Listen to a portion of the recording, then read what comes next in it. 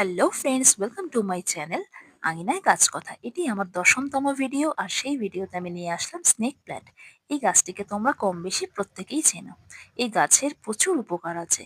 তবে ফেংশুই মতে এই গাছ যদি তুমি মেন প্রবেশদ্বারে রাখতে পারো তাহলে এর প্রচুর উপকার। এটি নাকি সৌভাগ্য বয়ে নিয়ে আসে। আর এর উপকার হলো, এটি যদি তুমি ঘরের মধ্যে রাখতে পারো, রাতের বেলা বিশেষ করে শোবার ঘরে যদি রাখো, এ কিন্তু রাত্রিবেলা অক্সিজেন ত্যাগ করে, কার্বন ডাই অক্সাইড গ্রহণ করে। তো সেক্ষেত্রে আমাদের প্রচুর উপকার।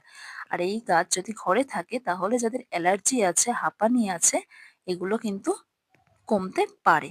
আর এর অপকার হচ্ছে, বাচ্চা বা পোষ্যর থেকে যদি দূরে রাখা যায় তাহলে খুব ভালো, কারণ এই পাতা কোনোভাবে যদি পেটে যায় সেক্ষেত্রে বিষক্রিয়া হতে পারে, বমি হতে পারে, এছাড়াও অনেক রকম সমস্যা হতে পারে।